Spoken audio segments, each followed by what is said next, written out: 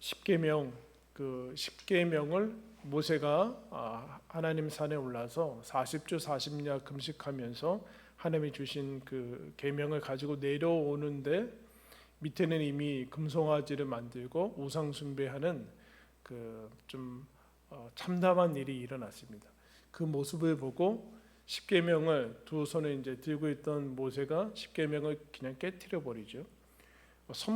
계명을 선포하기 전에 이미 다 어긴 것이기 때문에 그것이 무슨 의미가 있는가 해서 깨트려 버리고 하나님께서는 진노하셔서 이 백성을 다 멸하겠다라는 말씀을 내리자 모세가 다시 하나님 앞에 엎드려서 중보기도 하고 하나님께서는 용서하시는 모습을 봅니다.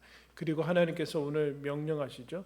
다시 십계명을 쓸 테니까 올라오라라고 하는데 한 가지 오늘은 하나를 곁들여 드리죠. 그 십계명 돌판을 넣어둘 언약궤라는 나무 상자를 이제 만들어서 다시 깨트리지 않도록 그 안에 넣어서 보관하라라는 말을 합니다. 그러면서 9장에 지난 시간에 살펴봤지만 하나님께서 이스라엘 백성을 향해서 어떤 백성이라고 얘기합니까? 반복적으로 너희는 목이 곧은 백성이다. 하나님께 순종하지 않고 목이 곧은 백성이다라는 얘기를 9장에서 반복하고 오늘도 또 나와 있죠. 그 목이 곧은 백성을 다시 용서하시고 십계명이라는 것을 다시 허락하는 것을 봅니다. 다시 기회를 주시고 하나님께서 다시 이스라엘에게 자비로 다가오는 모습을 봅니다. 그러면서 12절에 이렇게 얘기하시죠. 이스라엘아, 내 하나님 여호와께서 내게 요구하는 것이 무엇이냐? 하나님이 원하시는 것이 도대체 무엇이냐?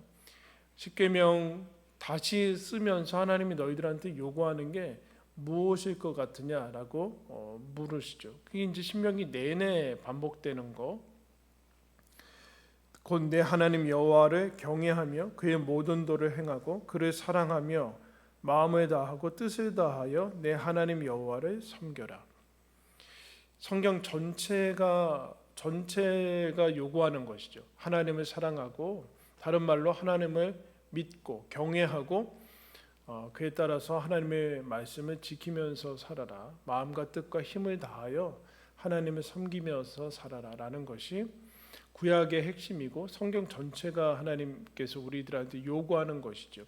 그러니까 십계명을 깨트리기 첫 번째 돌판과 두 번째 돌판은 동일하고 천지 창조부터 요한계시록까지 하나님께서 얘기하시는 것이 동일한 말씀을 이제 보게 됩니다.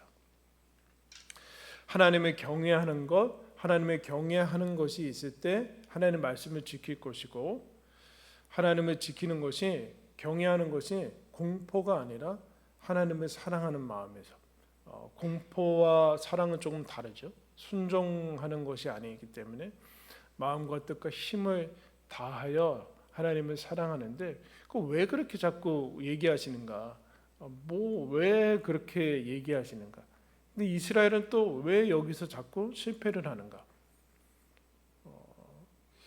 그것은 이제 오늘 다른 각도에서 하나님께서 얘기하시죠. 그러면서 16절에 다시 한번 반복하세요.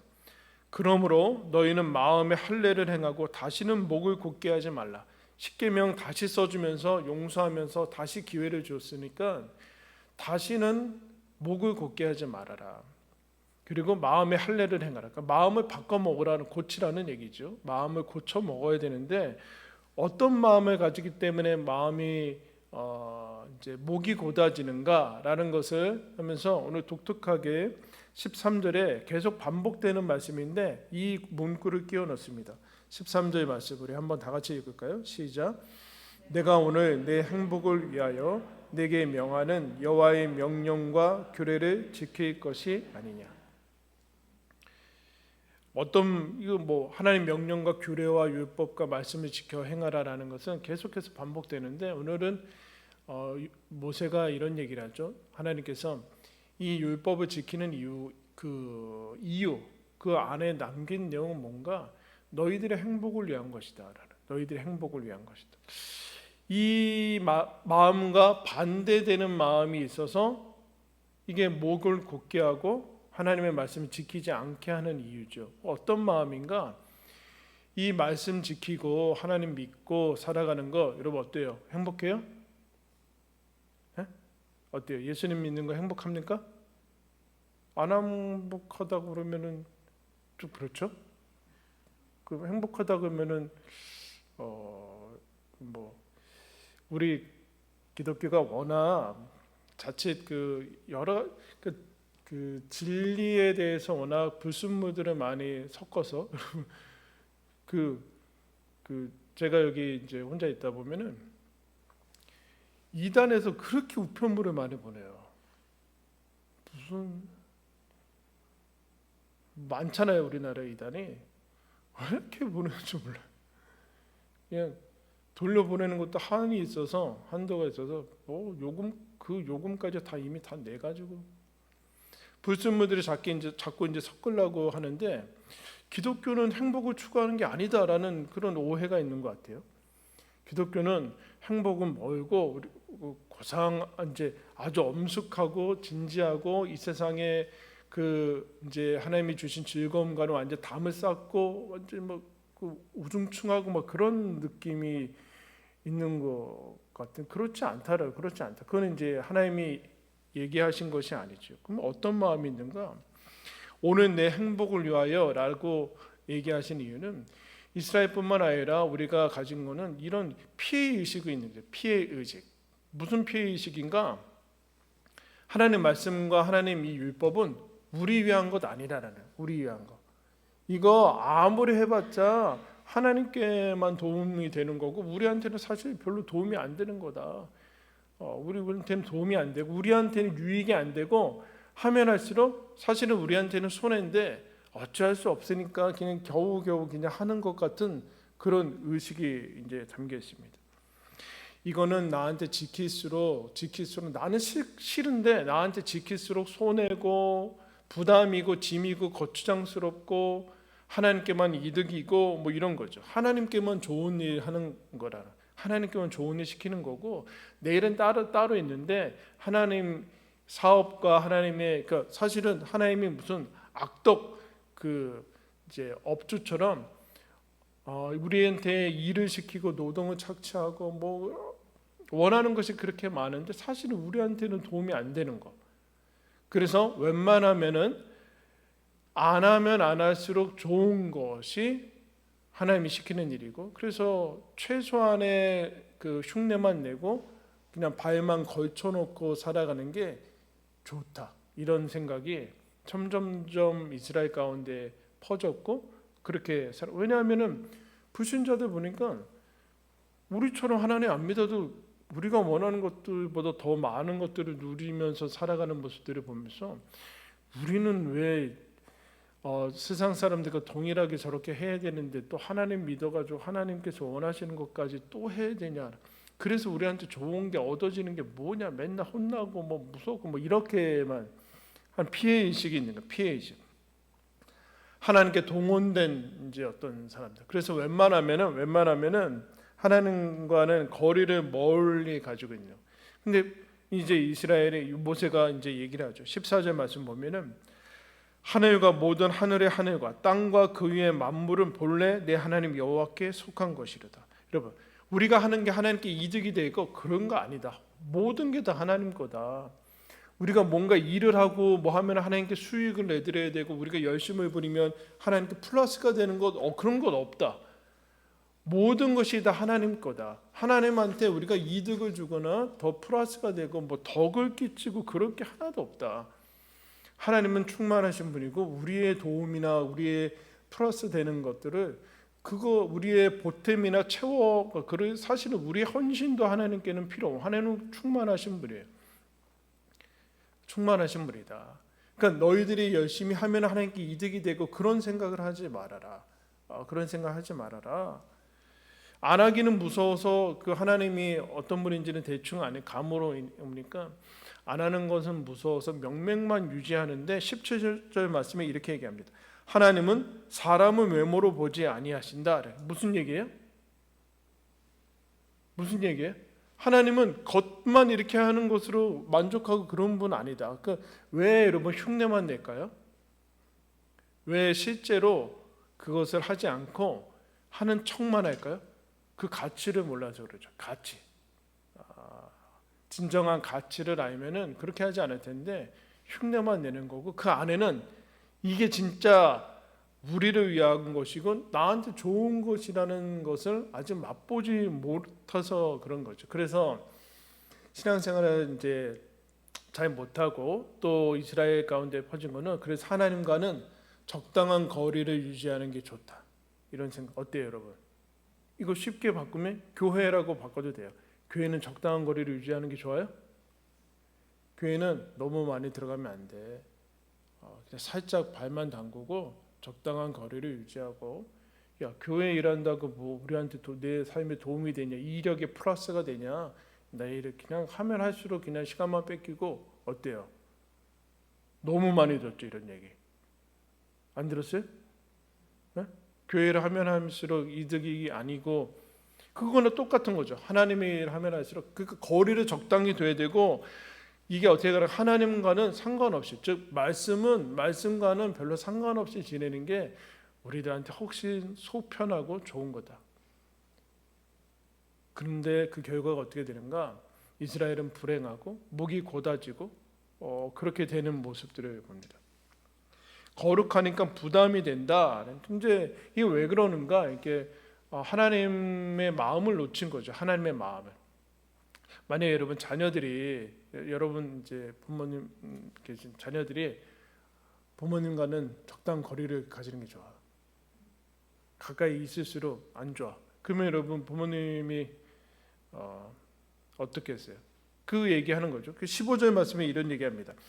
여호와께서 오직 내 조상들을 기뻐하시고 그들을 사랑하시고 그들의 후손인 너희를 만민 중에 택하셨다. 하나님께서 너희를 택하시고, 이 하나님의 마음을 계속해서 놓치고 있는 거죠. 놓치고 있다. 그럴 때 이스라엘은 목이 고다지고 하나님께 피해 의식을 가지게 되고, 하나님과 가까이 하는 것이 무슨 이익이 있는가라고 얘기를 하죠. 그러면서 설명하고, 그러므로 너희는 마음을 고쳐 먹고 다시는 목을 곧게 하지 말아라. 이거 즉 하나님께서 계속해서 얘기하는 거, 하나님께 도움이 돼 그런 것이 아니라 너희들의 행복을 위한 것이다. 물론 여러분 우리들도 자녀들한테 다 좋은 얘기 해주고 이거 정말 행복을 너 잘 되라고 하는 얘기야 라고 하지만, 사실은 여러분 우리는 진심이지만, 부모님들은 다 진심으로 그렇게 얘기하지만 한계가 있죠. 왜냐하면 자녀들이 앞으로 인생이 어떻게 펼쳐질지 우리는 몰라요. 그리고 우리도 몰라요. 나의 인생이 어떻게 펼쳐질지도 모르고, 우리는 내 인생을 걸어본 것밖에는 모르지 자녀들의 인생을 어떻게 걸지는 모르고, 우리는 잘 몰라요. 근데 진심은 맞죠. 근데 여러분 하나님은 다 아세요. 진심을 넘어서 모든 것을 아셔서 그에게 주어진 것이 무엇인가? 이건 너희들의 행복을 위해서 주어진 하나님의 길이다. 하나님의 길이다라고 얘기를 하세요. 다시 얘기하면 하나님께 가까이 하는 것이 복이다라는 것을 얘기를 하고 있습니다. 하나님께 가까이 하는 것이 복이다. 그래서 시편 73편 28절에 하나님께 가까이 함이 내게 복이다, 이렇게 얘기해요. 아멘. 여러분 그렇습니까? 하나님과 가까이 가면 갈수록 복이에요? 아니면 부담스럽고 거추장스럽고 좀 찔려요? 하나님께 가까이 함이 복이다. 하나님과 연합하면 동행이다. 그러면 이제 여러분 생각해요. 진짜 그런가? 오늘 십계명을 주시면서 지금 두 번째 주신 그 상황에서 제가 다시 설명하는데, 여러분 십계명 그 성경 거기 우리 펼쳐두고 맨 끝에 표지 보면 십계명 나와 있죠? 거기 성경책 뒤쪽에 십계명. 이 표지에다 왜 십계명을 뒀을까요, 여러분? 그럼 진짜 그런가? 그럼 여러분 1계명부터 1, 2, 3은 빼요. 그럼 빼면 4. 안식일을 기억하면 거룩하게 지키라. 이거 안 지키면 어떻게 될까요? 지키는 게 복인데, 지키면 우리한테 행복인데 안 지키면 어떻게 돼? 그럼 5. 내 부모를 공경하라. 그러면 살인하지 말라. 그러니까 내가 그때 저거 그냥 진짜 복수하고 제거했어야 되는데 라는 생각이 드는데 내 법이 있어서 그럴 수 없었다. 뭐 그런 거예요, 여러분. 만약에 이게 우리의 행복을 위해서 주어진 건데 이거 만약에 허용이 돼서 했으면은 그 순간 뭐가 올까요? 6계명, 7계명, 8계명 그때 내가 저 사람 몰래 사기쳐가지고 저 싹 다 가져가고 막 그랬어야 되는데 지금 부귀영화를 누리고 내 그때 내 마음의 생각을 물리치지 말고 그대로 잡아가지고 그냥 막 살았어야 되는데 그 순간 무엇이 옵니까? 그동안 내가 지겹게 여겨지고 복이라고 여겨지지 않고 당연하게 느껴지는 그 모든 것이 한순간에 다 뒤집어지고 다 사라져요, 여러분. 살인하는 순간, 간음하는 순간 이전의 자녀는 만날 수 없어요. 가정은 다 깨어져요. 가정은 깨어지는 게 무슨 뭐 그냥 연필로 썼더니 지우개 지우는 식으로 생각을 하는 것 같은데 워낙 그게 미화되고 그 포장된 모습들만 우리가 봐서 그런데 그렇지 않더라고요.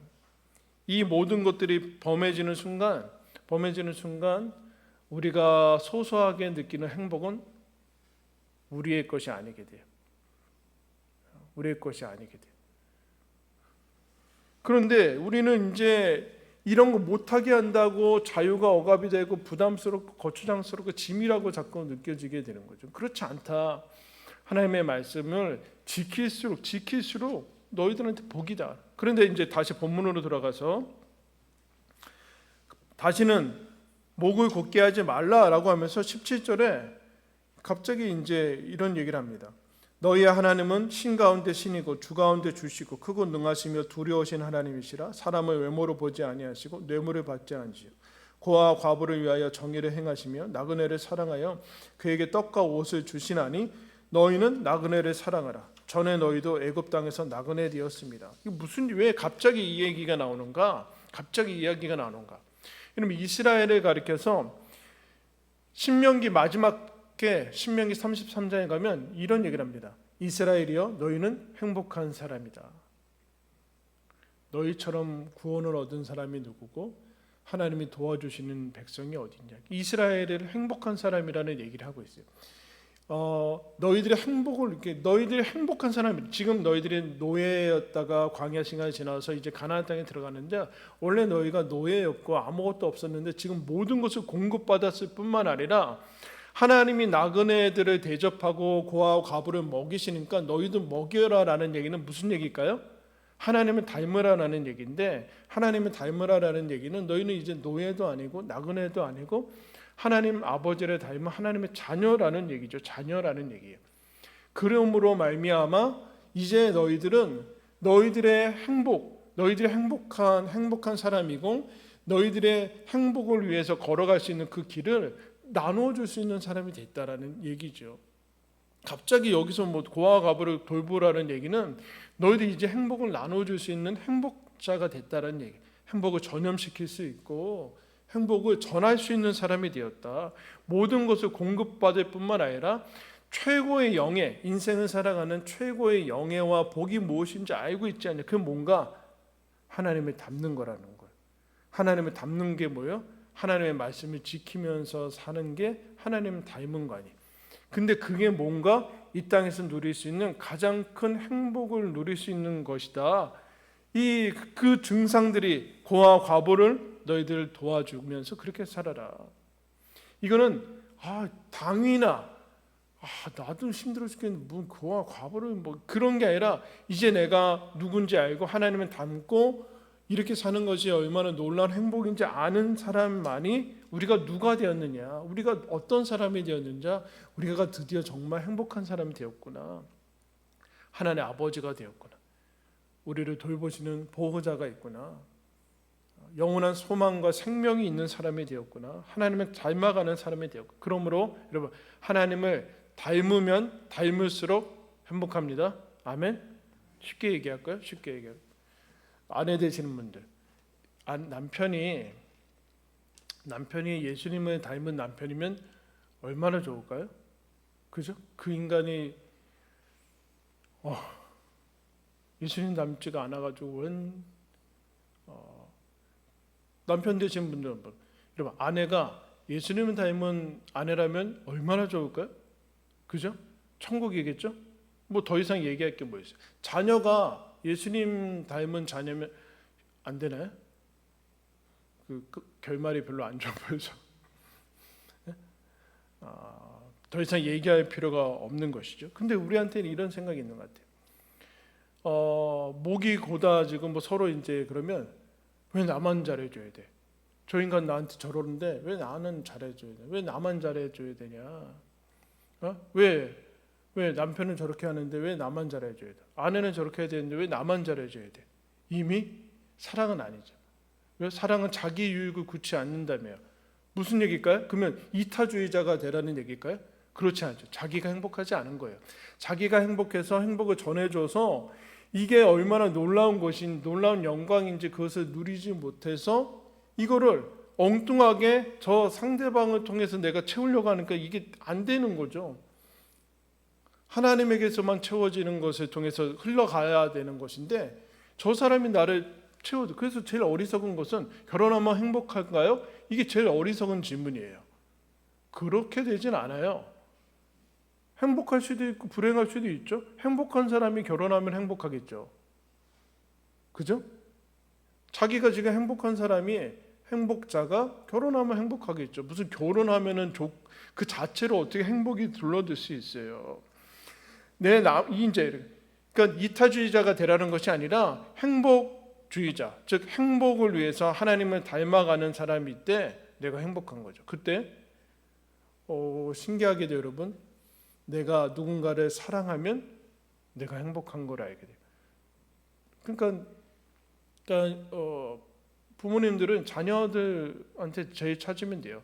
자녀들 잘 되면 너무 자기가 잘 되는 것보다 좋잖아요. 네? 자녀들한테 경쟁심을 느끼는 사람이 있네. 자녀들이 잘 되면 자기가 잘 되는 것보다 훨씬 좋잖아요. 근데 이거를 하나님께는 연결을 시키지 못하는, 지금 그 얘기를 지금 하는 거죠. 하나님이 왜 이렇게 강조를 하겠냐? 부족함이 없는 천하의 모든 것을 가지신 하나님이 뭐 부족한 것처럼 너희들한테 사랑을 구걸하고 애걸하고 속을 썩고 왜 그러는지 아느냐? 너희들의 행복을 위해서 그런 것이다. 그러니까 알아차리면 복인 것이죠. 여러분, 이것을 점점점 잘 아는 것이 믿음이 좋은 거죠. 그래서 하나님께 가까이 나아가고 말씀을 더 지키고 그렇게 나아가고. 여러분, 그래서 내가 예수님 믿는 것이 손해인 것 같고 세상 사람들이 더 부러워 보이고 내가 더 하나님 더 잘 믿고 그러는데 누가 알아주지 않는 것 같은 생각이 들 때, 손해인 것 같을 때, 그때 이 말씀을 기억해야 됩니다. 하나님이 나의 행복을 위해서. 그래서 하나님 말씀을 지키면 지킬수록 행복은 더 누리게 되어 있습니다. 그러니까 여러분, 수요예배 나오신 분들이 주일날 한 번 나와도 되는데 2번까지 나와야 돼요? 한 번 나와도 되는데 2번 나오는 게 어때요? 손해 같아요? 어때요? 웬만하면 덜 나올수록 좋은 건데, 그러니까 2번 나오신 여러분들이 한 번 나오신 분들보다 훨씬 더 행복해야죠. 부와 그것을 얘기하는 것 아니죠? 부와 그것 얘기하는 훨씬 더 하나님의 말씀 지키며 사는 게 훨씬 더 행복을 누리는 길인 것을 저와 여러분이 그것을 여러분 증언하고 또 누려야 되는 것을 봅니다. 늘 기억하셔야 됩니다. 하나님 말씀을 지키는 것이 행복이고 지키면 지킬수록 더 행복하고 하나님과 가까이 나아가면 나아갈수록 더 행복하고 모든 것들을 누리게 해주시는 분이다. 그로 하나님께서 오늘 우리들한테 초청해 주시고 인도해 주십니다. 세상의 모든 사람들이 행복을 찾아 누리지만 거기에는 행복이 없어요. 거기에는 행복이 없고 하나님께만 행복이 있습니다. 저와 여러분이 그 자리를 초대받은 것 여러분 기억하시고 내가 얼마나 행복한 하나님의 자녀로 살아가고 있는 것을 누리며 또 나누는 저와 여러분 되기를 예수님의 이름으로 축원합니다.